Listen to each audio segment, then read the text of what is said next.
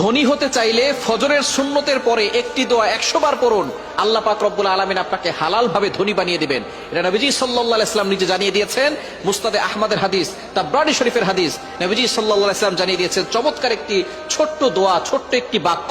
নবীজি সাল্লাল্লাহু আলাইহি ওয়াসাল্লাম বলেছেন, এই সময় যদি এই বাক্যটা 100 বার পড়া হয়, আল্লাহ পাক রব্বুল আলামিন তাকে হালাল ভাবে ধনী বানিয়ে দিবেন। দোয়াটি করবেন কখন? ফজরের নামাজের সময়, 2 রাকাত সুন্নতের পরে, ফরজের আগে।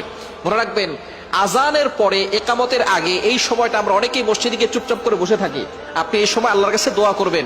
এই সময় দোয়া করলে আল্লাহ তাআলা সেই দোয়াটা কবুল করে নেন। আর দোয়া লা ইউরাদ্দু বাইনাল আযানি ওয়াল ইকামা, তিরমিজি শরীফের হাদিস, আবু দাউদ শরীফের হাদিস। আজান ও ইকামতের মাঝখানে দোয়া করলে সেই দোয়াটা কবুল ফিরিয়ে দেওয়া হয় না, সেই দোয়া কবুল করা হয়। আপনি যখনই যেই নামাজে মসজিদে যাবেন, আজান দিয়েছে, একামত হতে একটু দেরি হয়, আপনি সুন্নত পড়ে চুপচাপ বসে থাকবেন না, গল্প করবেন না, আপনি আল্লাহর কাছে দোয়া করবেন। আল্লাহ তাআলা আপনার সকল দোয়াগুলো কবুল করবেন। ফজরের সুন্নতের পরে আপনি ফরজের আগে মধ্যবর্তী সময়ে আপনি সুন্নত ঘরেও পড়তে পারেন। আজান দিয়েছে, আপনি একটু আগে উঠবেন, তাহাজ্জুদ নামাজ পড়বেন, অথবা আপনি তাহাজ্জুদ নামাজ পড়ে সুন্নত আজান দেওয়ার সাথে সাথে সুন্নতটা ঘরে পড়বেন।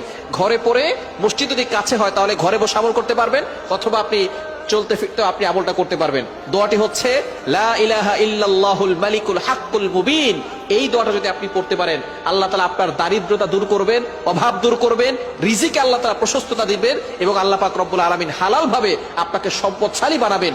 লা ইলাহা ইল্লাল্লাহুল মালিকুল হাক্কুল মুবিন।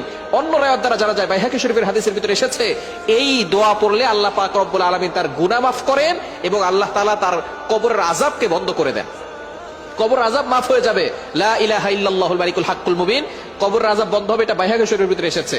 আর এই দোয়ার মাধ্যমে সম্পদ বৃদ্ধি হবে, অভাব দূর হবে। এটা মুসনাদ আহমদের হাদিস এবং তাবরানী শরীফের ভিতরে এসেছে। সুতরাং আপনি আমলটি করতে পারেন ফজরের নামাজের সময়, 2 রাকাত সুন্নতের পরে, ফরজের আগে, মধ্যবর্তী সময়ে 100 বার পড়বেন লা ইলাহা ইল্লাল্লাহুল মালিকুল হাক্কুল মুবিন। 100 বার পরে আল্লাহর কাছে দোয়া করবেন, দেখবেন আল্লাহ তাআলা আপনার সকল চাওয়া পাওয়াগুলো কবুল করবেন, মনের আশাগুলো কবুল করবেন, নেক যত আশা আছে সকল আশাগুলো আল্লাহ তাআলা কবুল করে নেবেন। সুতরাং আল্লাহ তাআলা আমাদের সকলকে এই আমলটি করার তৌফিক